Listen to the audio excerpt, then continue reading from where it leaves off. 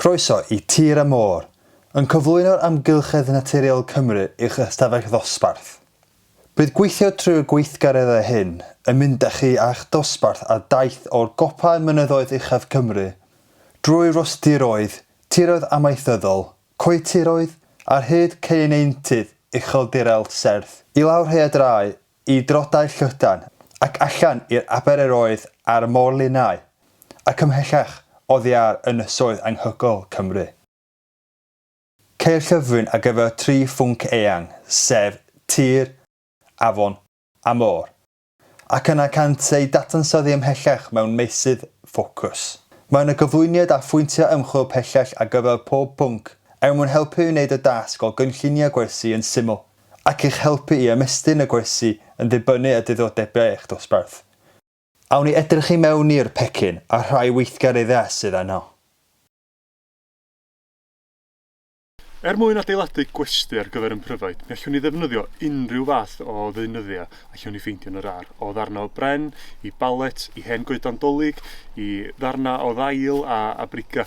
Felly, be am i ni wneud gwesty pryfaid fel hwn?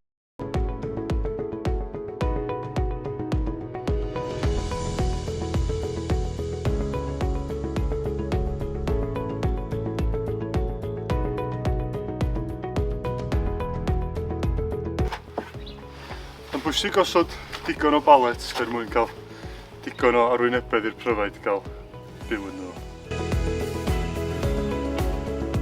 Da ni'n torri'r botel yma mwyn rhoi digon o gardfwrdd a brigau i fewn, a mi fydd hynna'n gei lle i'r pryfaid gael mynd i fewn i fyw.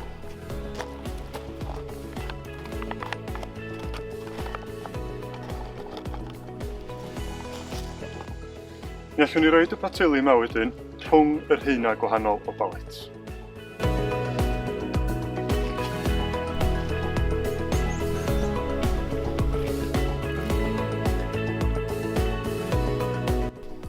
Os oes gennych chi lefydd gwag rhwng y palets, allwch chi ddefnyddio dail cymysg fel hyn a i stwffio nhw fewn rhwng yr hynna mwyn llenwi digon o le.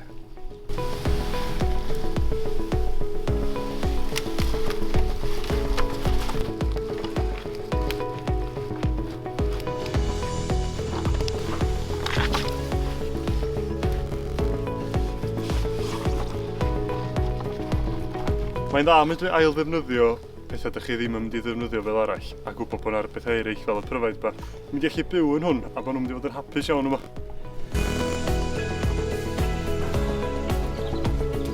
Mi allwch chi hyd yn oed ddefnyddio hen goedan dolig.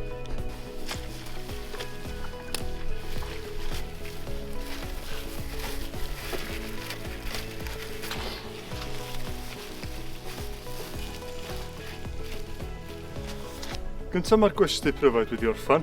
Gwnewch yn siŵr bod yna ddigon o lefydd gwag a digon o lefydd i'r pryfaid fedrwn mynd i mewn iddo fo mwyn cael cysgu dros y gaeaf.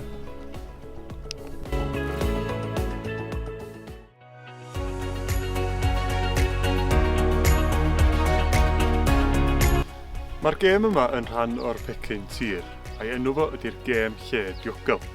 I bwrpas o ydy ddangos sut mae cynefinoedd anifeiliaid yn diflannu o ganlyniad i weithgareddau dynol fel torri coed, gweithgareddau naturiol megis llifogydd. Mi fydd y gêm yn digwydd drwy osod cylchoedd i gynrychioli y cynefinoedd. Mi fydd y cylchoedd wedyn yn diflannu fesul rownd, a drwy hynny mi fyddwn ni'n gallu dangos bod yna ddiffyg cynefin ar gyfer yr anifeiliaid wrth i'r anifeiliaid bod ar ôl heb nunlla i fynd.